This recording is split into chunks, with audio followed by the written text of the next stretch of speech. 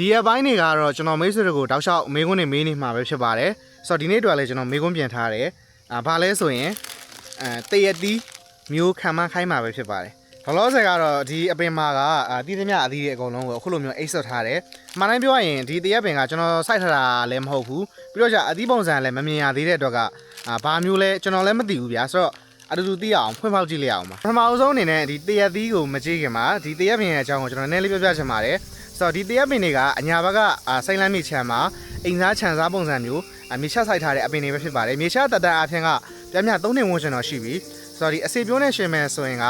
ဒီဂိုင်းကူးတွေကအပင်ကြီးနှုံနှေးတယ်ဆိုတော့အတီးတင်နှုံမြင့်ရတယ်ဆိုတော့ဒီအပင်ဆိုရင်မြေချတတ3နှစ်မှာအပင်ဟိုင်းအမြင့်ကဒုတိယဆ6ပေဝန်းကျင်လောက်ရှိပြီးတော့ဘေးကိုဝဲကကနဲ့ဒါအတီးတွေတီးနေခြင်းပဲဖြစ်ပါတယ်ဆိုတော့အလုံးရည်အနေနဲ့ကတော့ဆောင်းတော့ကကျွန်တော်ပြောသလိုပဲပြမြ10လုံးဝန်းကျင်လောက်တော့ရှိလိမ့်မယ်ချို့တွေဆိုရင်ကြဗျာဂိုင်းကူးပင်2ပေအရွယ်လောက်စိုက်ပြီးတော့အခု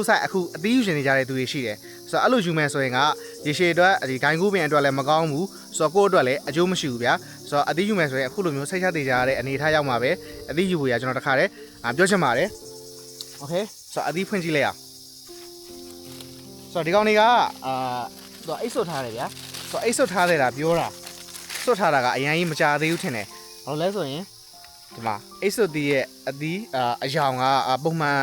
အယောင်နဲ့တိတ်မကွာဘူးဗျာဆိုတော့ပုံမှန်အိတ်ဆွတ်ထားတယ်ဆိုရင်ကတိကျတော့အယောင်လှရမယ်အယောင်ဝင်းရမယ်အခုကတော့ပုံမှန်တိုင်းဖြစ်နေဆိုတော့ထားပါတော့အဲ့ဒါဆိုတော့ဒီတရားတီးပဲဖြစ်ပါတယ်ကျွန်တော်မိတ်ဆွေတို့ကိုခံမခိုင်းမဲ့မျိုးကဒီကောင်ကနည်းနည်းမှဲ့ချင်နေပြီဘာလို့လဲဆိုရင်ဒီဖင်ပိုင်းကခါလာတစ်မျိုးပြောင်းနေတယ်ဆိုတော့နောက်ထပ်ကျွန်တော်တစ်လုံးထပ်ပြီးတော့ပြပေးမယ်ဆိုတော့ဒီမှာပါဒီကောင်ကတော့ဒါပုံမှန်အနေထားလို့ပြောလို့ရတယ်သူရဲ့ခါလာကဆိုတော့အသီးဆိုင်ကလည်းပုံမှန်ပဲဒီတရအသီးမျိုးကသူ့ရဲ့အသီးဆိုင်ကဒီလောက်ဖဲလာတယ်ဒီတက်မကြီးတော့ပြီးတော့ဂျားဖြတ်ပါပြောချင်လဲဆိုရင်မိတ်ဆွေတို့လေဒီတရအသီးတွေကိုအိတ်ဆွတ်တယ်ဆိုရင်အခုလိုမျိုးအိတ်တွေနဲ့မဆွတ်ပါနဲ့မကောင်းပါဘူးအိတ်ဆွတ်မယ်ဆိုရင်အနည်းဆုံးဒါထုကုတ်ပေါ့ဗျာအပေါ်ကအဝါရောင်အထက်ကအနက်ရောင်ဆိုတော့အဲ့လိုမျိုးအိတ်တွေနဲ့ပဲအိတ်ဆွတ်ပါဒါတော့ကျွန်တော်လမ်းကြုံပြောတာပေါ့ဆိုတော့ကျွန်တော်တရအသီးကိုတီးတန့်ပြပေးမယ်မိတ်ဆွေအနေနဲ့ဘာမျိုးလို့ထင်လဲကျွန်တော်တို့ခြံမှာရောင်းပေးနေတဲ့ဒီရိုးရခိုင်ကူမျိုးတရက်တွေကမျိုးအရင်အများကြီးမရှိပါဘူးဆိုတော့9လမစိန်ကျို6လမစိန်ကျိုနန်းတော်မိုင်း12ရာဒီအကင်းစားဒီ9မျိုးလောက်ပဲရှိတယ်ဆိုတော့ဒီတရက်ဒီကအဲ့ဒီ9မျိုးတွေကတစ်မျိုးအပါဝင်ပဲဖြစ်ပါတယ်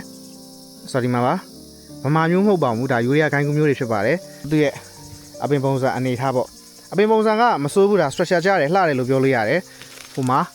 အခြေကလေးကဒါဝဘက်ကကနဲ့ဆိုတော့3နှစ်သားအရွယ်ပင်စီလုံးဘက်ကဟိုမှာပြင်းပြလုံးဘက်6လမအရွယ်အနေထားရှိနေပြီ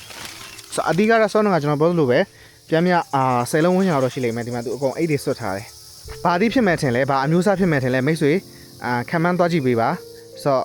အဖြေကိုတော့ကျွန်တော်ခွန်းမဆဲမှာပဲဖြစ်စေဗီဒီယိုတစ်ပုဒ်အနေနဲ့ပဲဖြစ်စေ reply ပြန်ပေးပါမယ်ဆိုတော့နောက်ဆုံးပြောချင်တာကတော့ကျွန်တော်တို့အနေနဲ့ကလေအိမ်စားပုံစံမျိုးပဲဖြစ်ဖြစ်ခြံစားပုံစံမျိုးပဲဖြစ်ဖြစ်ကို့မှာကအပင်ဆိုင်ဖို့ရမြင်နေရရှိတယ်ဆိုရင်အခုလိုမျိုးတိမစားပင်တွေကိုတစ်မျိုးကို2ပင်3ပင်လောက်ကတော့စိုက်တင်တယ်ဗျာမဟုတ်ရင်တောင်မှကိုယ့်အိမ်စားလို့ပိုရင်တောင်မှဘေးပတ်ဝန်းကျင်ကိုဝေပေးမျှပေးလို့ရတယ်လေဆိုတော့ဒီလိုမျိုးတရက်တွေစိုက်ရှင်တယ်တိမစားပင်တွေစိုက်ရှင်တယ်ဆိုရင်ကျွန်တော်စိမ့်လမ်းမြေမှာဈေးနှုန်းသက်သာစွာနဲ့ဝေအပေးနိုင်ပါတယ်ရောင်းပေးနေတဲ့ပြိုးဝင်းတွေနဲ့ပတ်သက်ပြီးမျိုးစစ်မှန်ပြီးတော့ဈေးနှုန်းသက်သာဖို့ရကတော့အထူးအာမခံပါတယ်ဆိုတော့အားလုံးကိုကျေးဇူးတင်ပါတယ်ကျွန်တော်ဟိန်းထပ်ပါ